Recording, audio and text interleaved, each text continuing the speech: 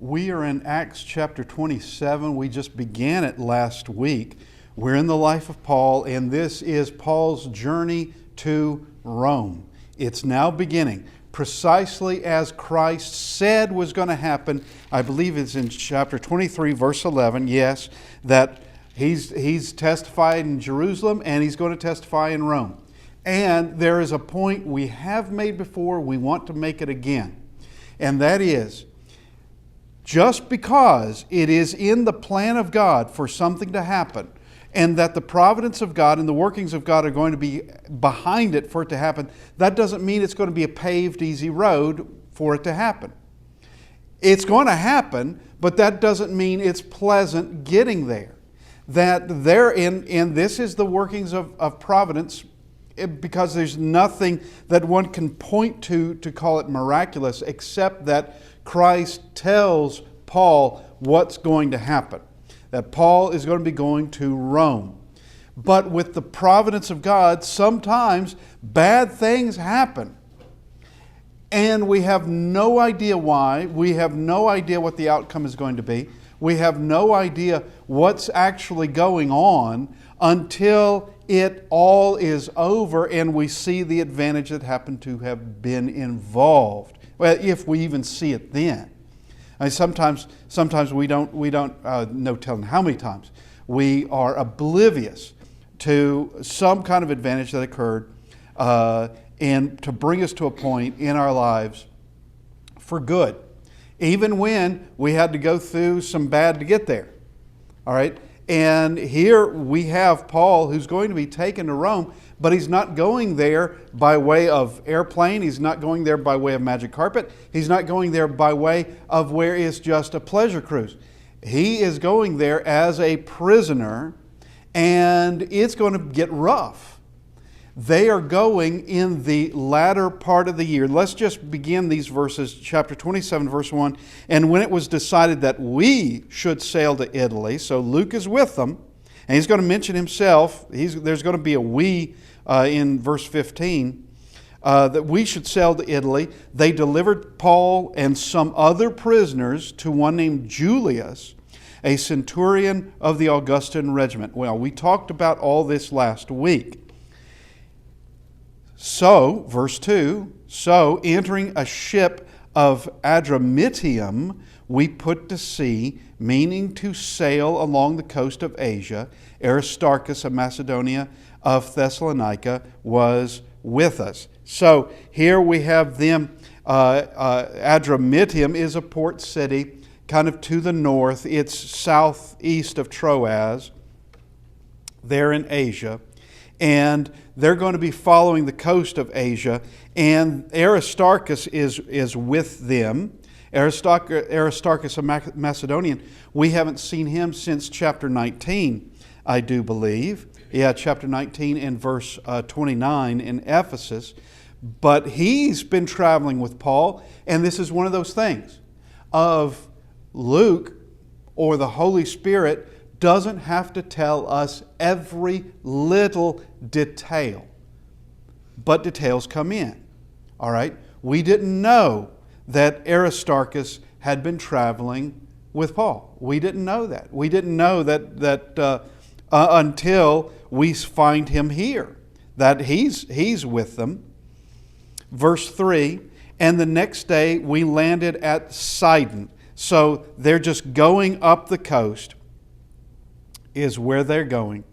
And so they head up from Caesarea up to Sidon. They're following the coast, just basically heading north because this ship is heading toward Asia. And possibly, though I don't know, there's no way to know, it's heading home. It's possible that's where it's going. But it's going to end up in Asia, which is precisely meaning to sail along the coast of Asia. So that is where they're going to get off.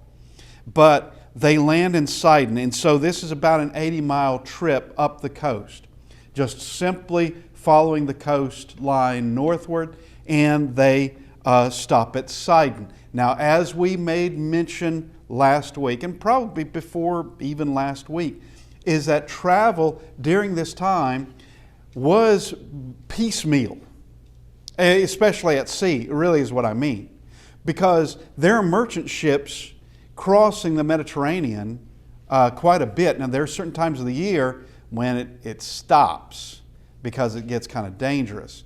Some may continue to do it, but it becomes very risky, as we're going to see later in this chapter. It becomes very risky. But there are ships that'll go up coastlines and follow coastlines and go to basic places. And so you can catch one of these. These would be ships that are carrying a cargo. That would be the main money maker for them, is the cargo. And if you wanted to be a passenger, all right, that's added money, but it's not a passenger vessel. So really the accommodations are going to be rather rugged, and it's at your own risk. You're not going to be eating what they're eating. You bring your own food. That would be for the most part. They aren't meant to be a passenger, or rather a ship for passengers. But if you want to come along, you take care of yourself. You assume the risk, and all is well. And so they're not on a ship that's going directly to Italy. Now, they're going to get on one, but they're not on one just yet. And as we will see, Julius, the centurion, is going to begin to trust Paul more and more. All right, we see verse 3 where this begins to be the case. He wouldn't know Paul much of anything. But verse 3, and the next day we landed at Sidon, and Julius treated Paul kindly and gave him liberty to go to his friends and receive care. Now, it doesn't say his treatment of the other prisoners. But as we made mention last week, the use of those words, other prisoners, the use of the word other actually, in the Greek meant of a different sort. They are different than Paul. They're all prisoners, but everyone could see, Julius at least could see, and I think so could Festus and so could Felix. They could see that there's no need in treating Paul like a common criminal. There's no need in it because they couldn't figure out what he was guilty of. If he was guilty of something serious, well, that would have been the first thing they would have heard. But they're not hearing it.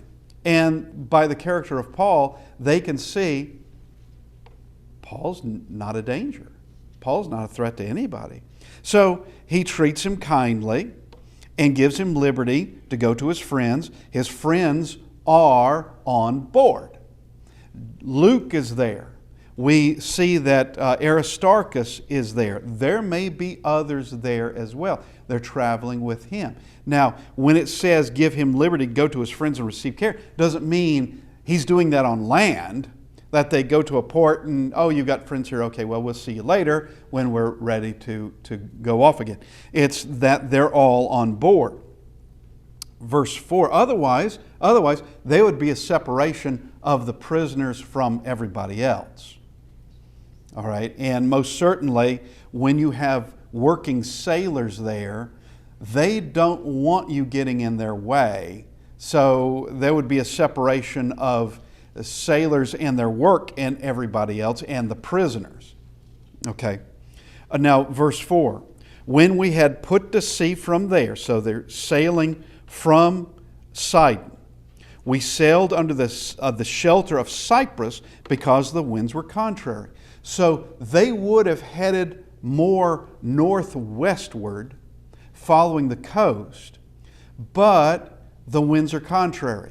So what they do is they head west. They're still going northwest, just not as steep.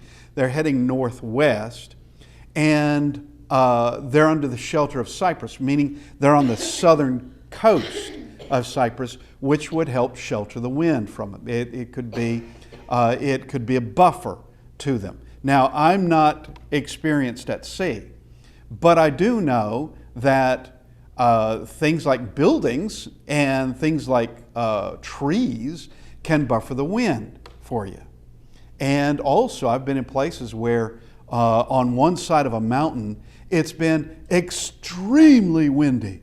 It blew Jimmy Hill, who was not a light man, against the car. But on the other side of the hill, on the side of the mountains, I'm talking about mountains, not hills. On the other side of the mountain, there wasn't any wind at all. It was very quiet over there because there was a buffering going on. Okay, and Jimmy wasn't pushed against the car over there, but while standing. But anyway, you have the shelter of Cyprus because the winds were contrary, so they couldn't go the direction they want to go. Now, when are they leaving? This would be, and we know this because what's going to be told us. We do know they must have left late summer. They must have. And traveling in those days, especially by sea, could be unpredictable. You don't really know how long it's going to take. You don't know. And there is an element of risk involved in all of it. And like I said, you accepted the risk. And how long is it going to take us to get there? Well, you've got to make sure you've got enough food for everybody. You've got enough provisions for everybody. And if you're going to take folks with you. And like I said, that's not the owner of the ship. He's not responsible for that. He's just to get the ship from point A to point B. That's what he's supposed to do. He's not responsible for the rest of it. All right, so they are sailing under the shelter of Cyprus, verse 5. And when we had sailed over the sea, which is off Cilicia and Pamphylia, we came to Myra, a city of Lycia. So here that you have, so going from Sidon to Myra, this would take a few days because it is 460 miles from Sidon to Myra to get there. And they've gone quite a distance with that of Cyprus, and now heading up, really they're now heading up the coast because Myra is in Asia. So they've gone quite a distance. And here is where they leave this ship. They can't continue on with this ship because it's not going to Italy. They've got to find someone that's going to take them west. Verse 6, then the centurion found an Alexandrian ship sailing to Italy, and he put us on board. Now, Alexandria, that's in Egypt. So this ship's home is in Alexandria, Egypt. And so it has, in essence, followed the coast up, starting from Alexandria, followed the coast heading east and then north and then now up into Asia, and it's going to continue on to Italy. So it's gone quite a distance already and going to be going even further.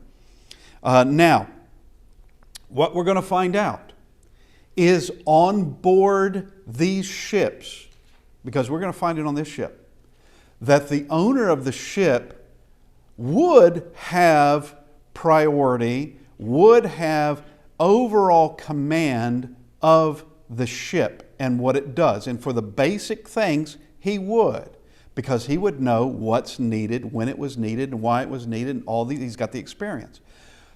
But with a centurion on board, the centurion, as we're going to see, will have the final decision with a very important choice they're going to be making. And it's not the owner who gets the final say. He has his opinion, but it's the centurion who's going to decide. He's the one who is ultimately going to decide. I guess it's because he is carrying prisoners, and you now, as an owner, give up your right to make certain decisions with him on board.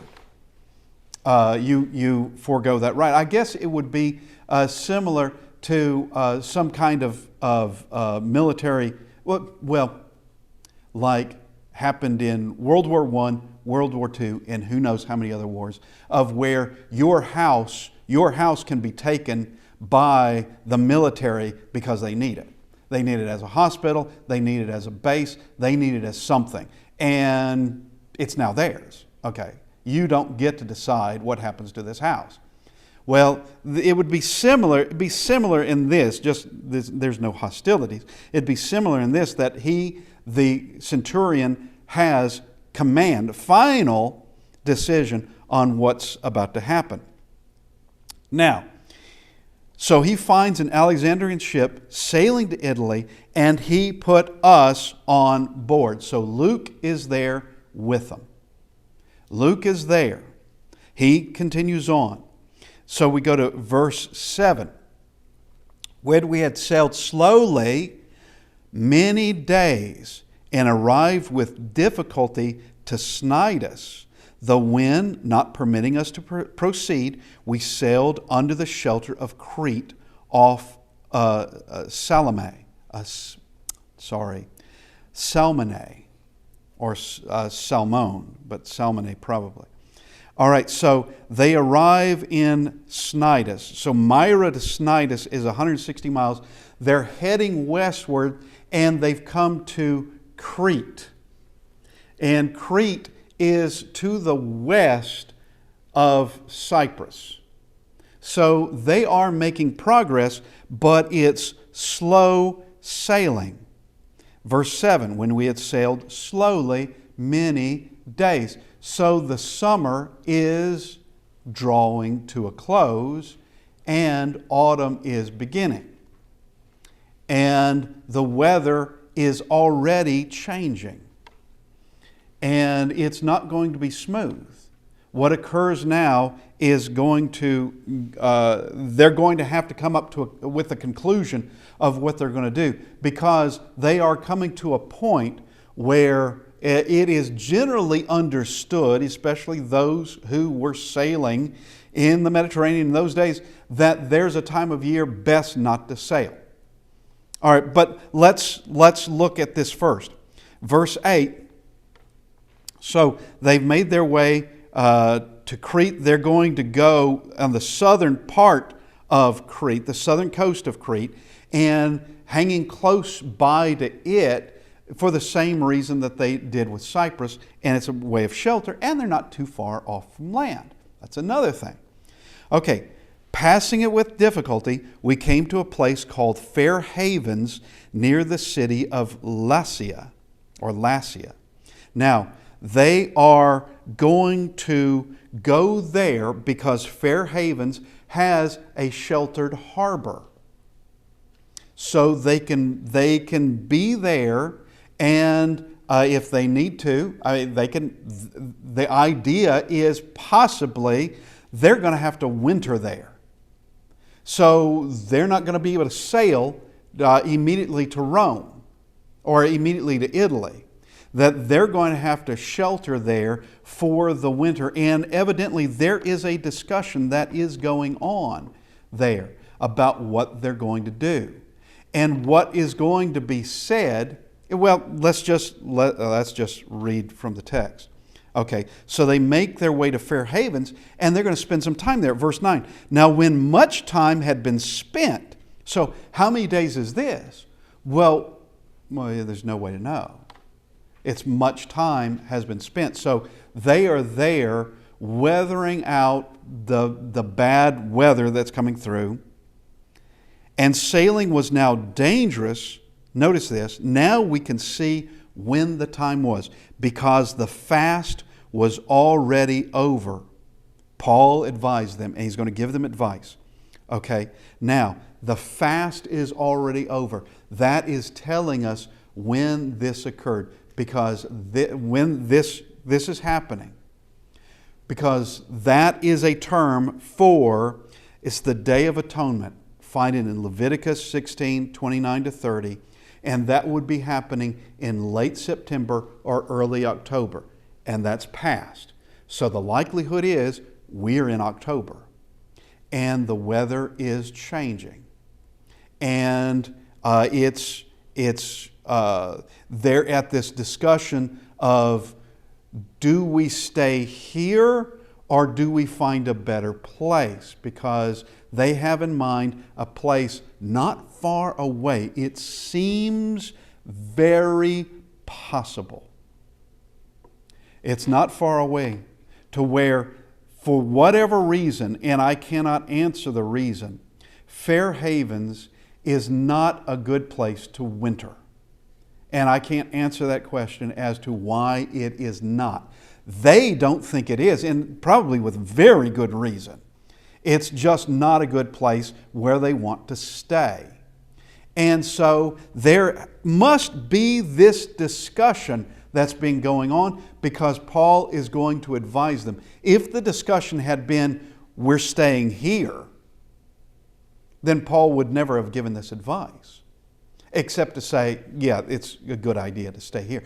There had to have been some kind of discussion of, do we stay here? I mean, we are safe, but for whatever reason, this isn't the optimal place. This is not a good place. And who knows what the reasons were. Some have attempted it, but there's no real knowing. But there is this discussion of moving on. Now, he gives his advice. And I want to make mention concerning his advice. His advice is sound. His advice is very good advice. And as it turns out, it is true. Now, did he get this by inspiration, or did he get this by experience? Now, it's possible he got it by inspiration, but I don't think that's the case, because he's going to be given that very much so by an angel later, just a few verses later, concerning their situation. And he's going to be saying things in a much more direct way when that happens, such as, you let those men in that boat, you will not be saved. All right, that's more direct. That's much more direct than what he's giving now. I think what he's giving now is his advice or his opinion that's from experience. And we have stated that Paul could not have suffered any shipwreck after this shipwreck, because basically the rest of his life he's going to be in Italy. He's going to be there at Rome, and so he's not going to. I don't think he's going to have another opportunity to suffer shipwreck. This would be it. So it is well understood, actually, that he already knows what shipwrecks are. He's been in them, and I mean, it's very possible these sailors have too. I don't know. But this is his advice.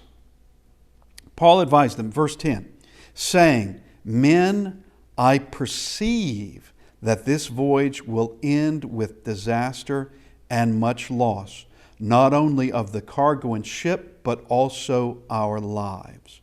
Now, let's just talk about the time that was thought to be a good time to be on the Mediterranean, or to sail on the Mediterranean.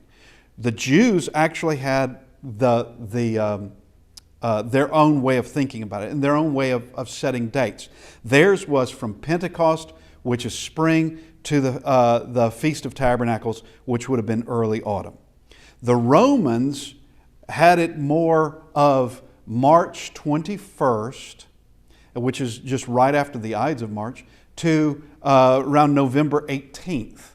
And after, during those, between March and November, that's good. You'll be okay. But between those dates, middle of November up to beginning of March, you stay off the Mediterranean if you can help it. If you're doing any serious stuff, just doing a little fishing off the coast, that may not be so bad. But if you're going to be trying to do any serious kind of travel, you stay off. So he's saying, I fear it will end in disaster. And that word for disaster does mean that of a violent consequence or a catastrophe. that this is going to end in a great catastrophe. And he says that it's for the cargo, okay, and they do hold wheat. That's what they've got. They've got wheat as cargo. That would be the heaviest stuff. And we know that because that's what they're throwing out in the sea in verse 38. They're throwing out the wheat in verse 38. That would be the heavy stuff.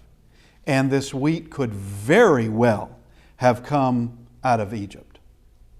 Egyptian wheat evidently is pretty good. But this wheat no doubt came out of Egypt. And it's heavy in the hull. The crew and, well, the human weight wouldn't be near as much as the weight of the cargo. And of course, cargo doesn't hold near as much value as human life should have.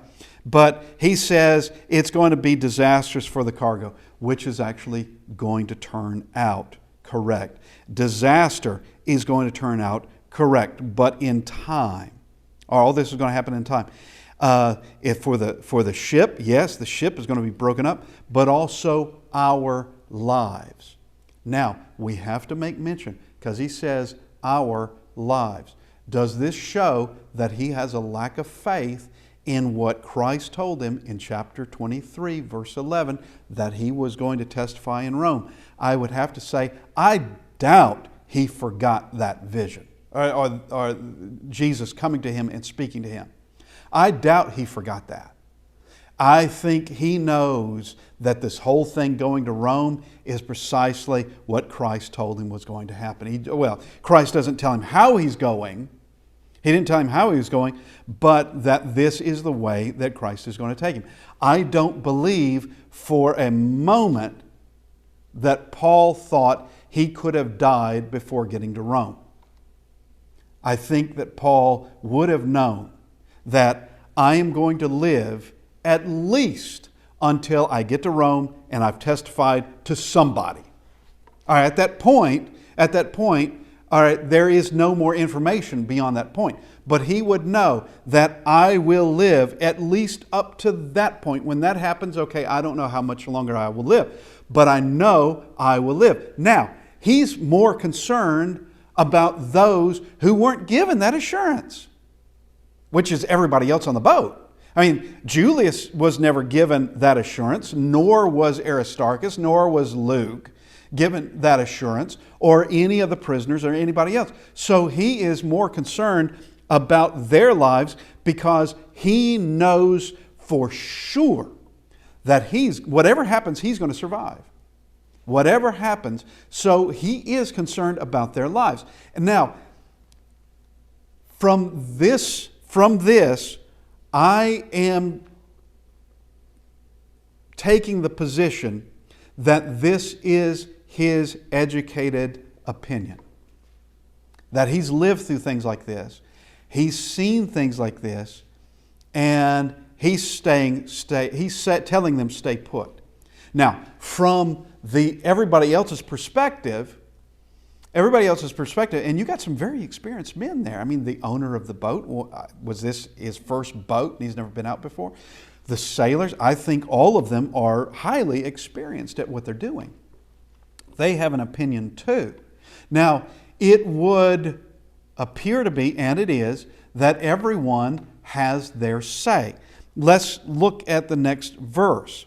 Nevertheless, the centurion was more persuaded by the helmsman and the owner of the ship than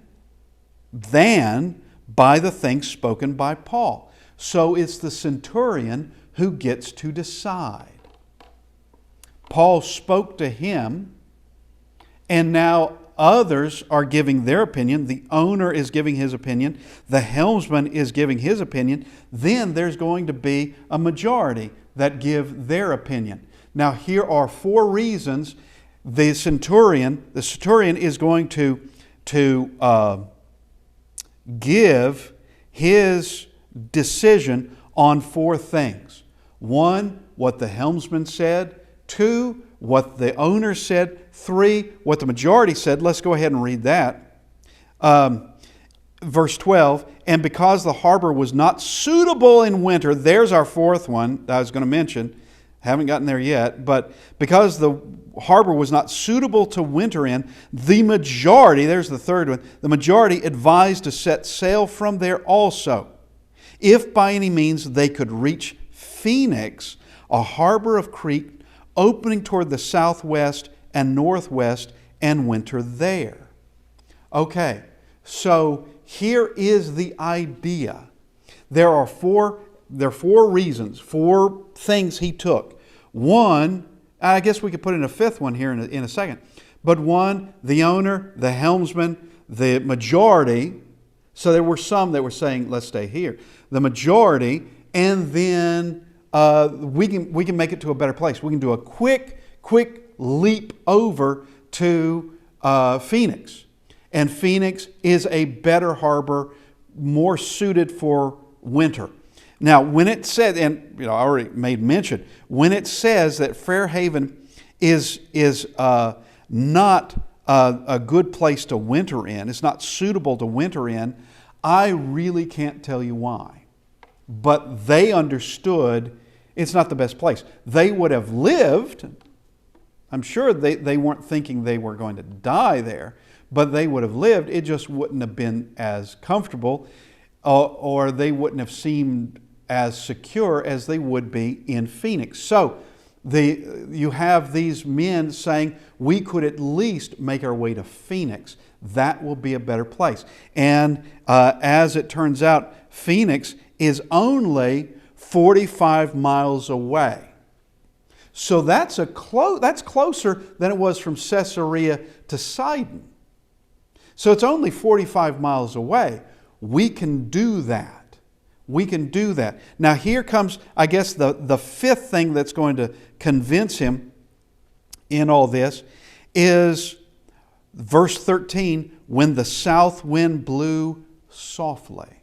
So things calmed down. This would appear to be the time. If we're going to escape, we've got to escape now. Otherwise, we may very well be here until springtime. And they didn't want to do that. So here is the place, here is the time, our window in time to where we can go. So the south wind blew softly. So all that sounds good. They could use a south wind because while they do have to go west, they also have to go north. So this would, and it would be, I can only assume, a warmer wind. I can only assume that. But they thought, okay, this is good. Supposing that they had obtained their desire, putting out to sea, they sailed close by Crete. So they are heading west on the southern coastline of Crete, and Phoenix is on the southern coastline of Crete. All they have to do is go 45 miles. And yeah, I say 45 miles. They're going to hug the coastline, so it's going to be a little bit more than that. But still, it seems like it's not that difficult of a thing to do. Like that's an easy day's work. As long as the wind is good, as long as the weather's good, that's an easy day's work. We can get there, and we can hunker down there safer for the winter. So they're following the coastline of Crete, but here comes something bad. Verse 14, but not long after, a tempestuous headwind arose called Euroclydon.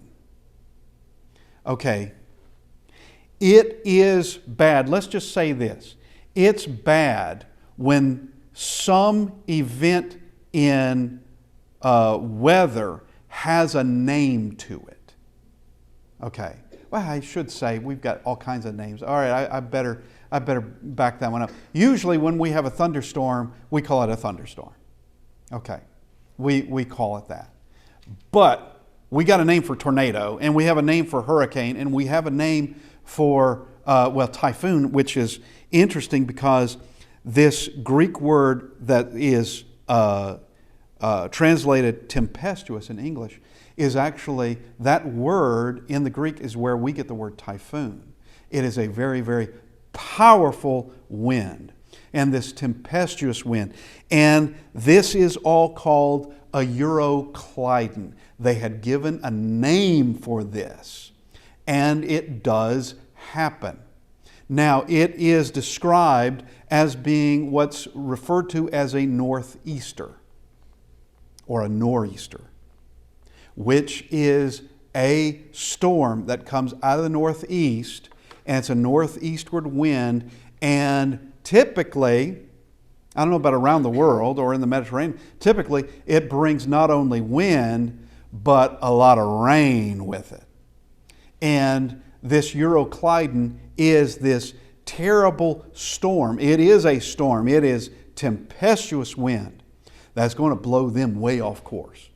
And they're not going to know where they are. They will not know where they are. And so you have this nor'easter that's come through. Now, a few years ago, Catrice and I were driving on a road. We weren't on an ocean. We were driving on a road with a nor'easter coming in. We were really in Massachusetts when that happened. We weren't far from the coast.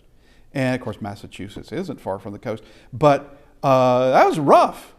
That was rough. And the temperature was hanging just above the freezing point, which was really rough. But it was a terrible wind and torrential rains that were coming down. I was glad we were in a car. And I guess I would have been happier being inside. But, okay, and my point is, yeah, we have them today, and that this is a terrible thing to be in on a ship. But notice the next words. So when the ship was caught. What have they been doing? They've been merely following the coast of Crete, with the hopes that Crete would shelter them. But it's not enough. It's caught. They can't get to land because that requires them going right into the wind or contrary to the wind. They're caught. And when we could not head into the wind, Luke is putting himself in there too, let her drive, or let the ship be driven. That's the best they could do. They could not just sail it into the wind. It's too much. Because land, literally, they could say, land's right there. Land, I can see the land. Land's right there, but we can't get there. The wind refuses to let you get there.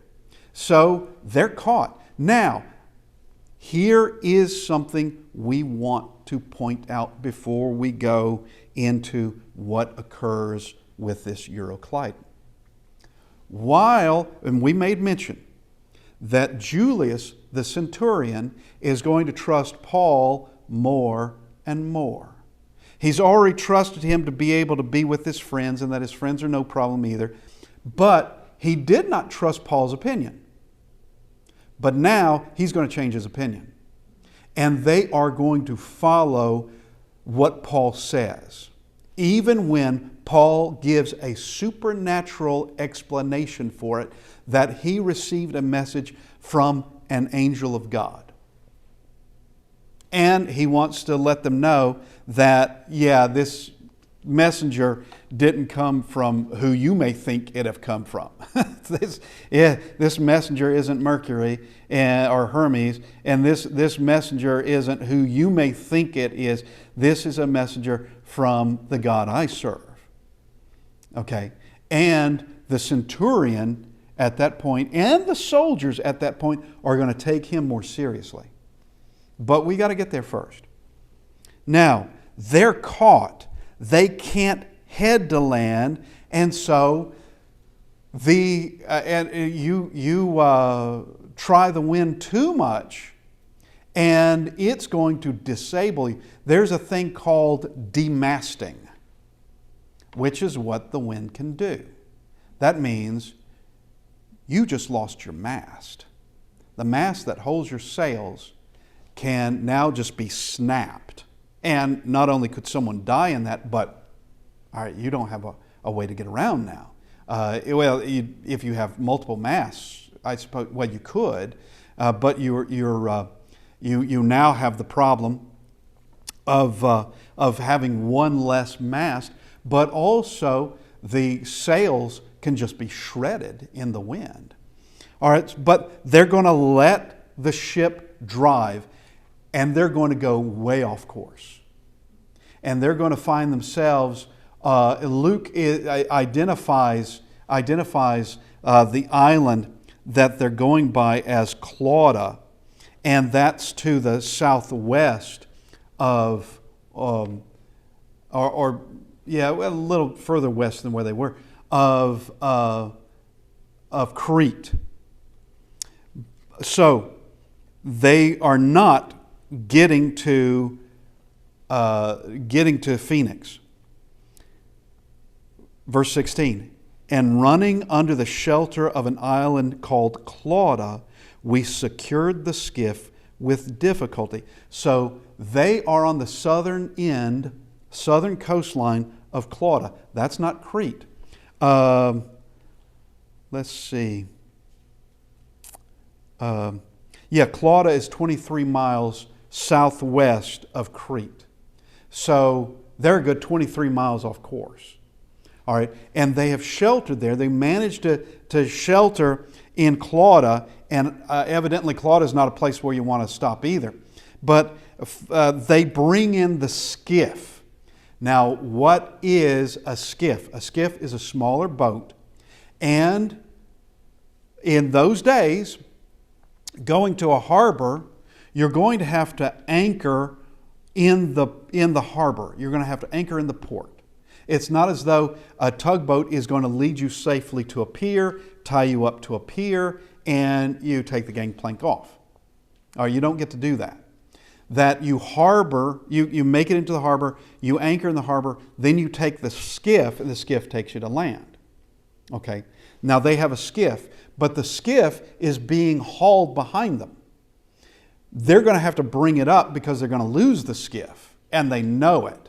The skiff has survived thus far, probably filling up with water, but it's survived thus far, but it's with difficulty. They bring the skiff in. Then they're going to try to increase the structure of the ship itself, the structural integrity, so it can take more of what the storm is dishing out. And so, verse 16 again, and running under the shelter of an island called Clauda, we secured the skiff with difficulty. When they had taken it on board, so they were able to do it, they used cables to undergird the ship. And fearing lest they should run aground on the Syrtis sands, they struck sail and so were driven. Okay, so what happens? They take the skiff on board.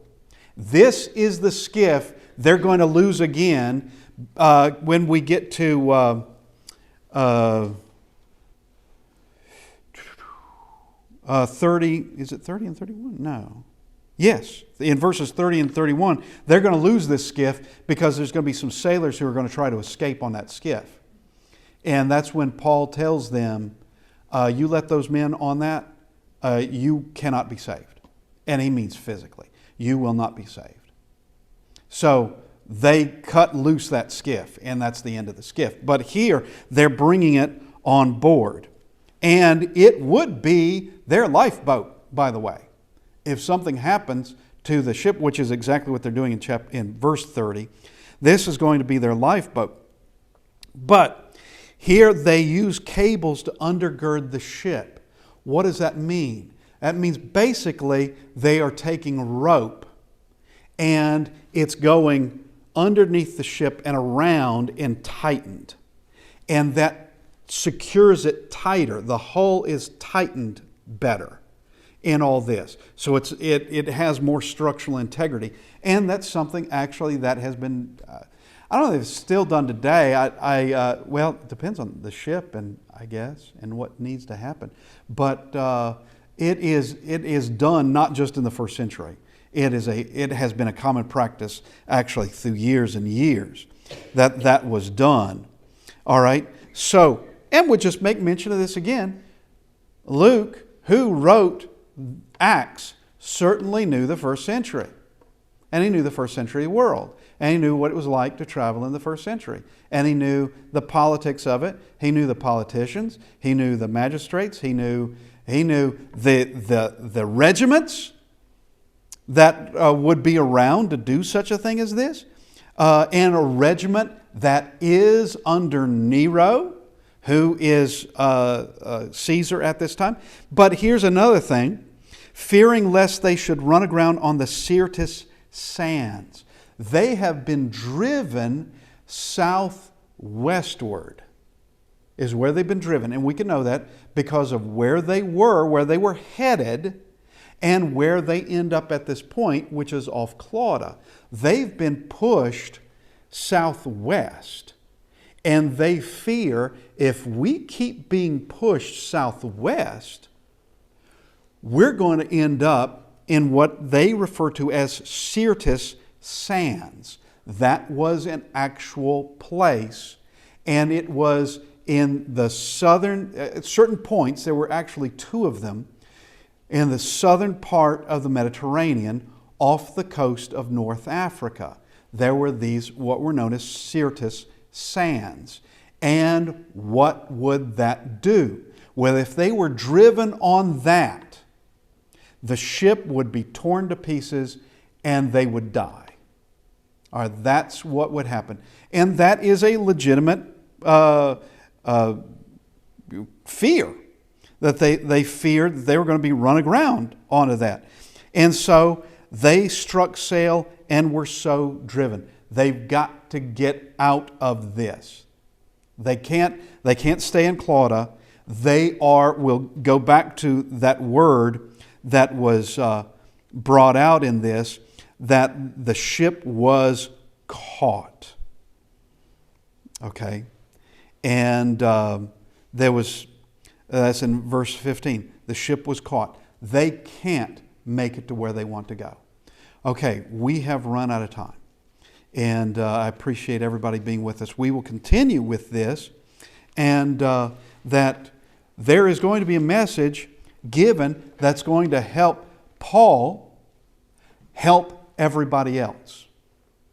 Now, so that everybody knows what they're going to have to do in order to spare their lives. And it's very specific what they're going to have to do.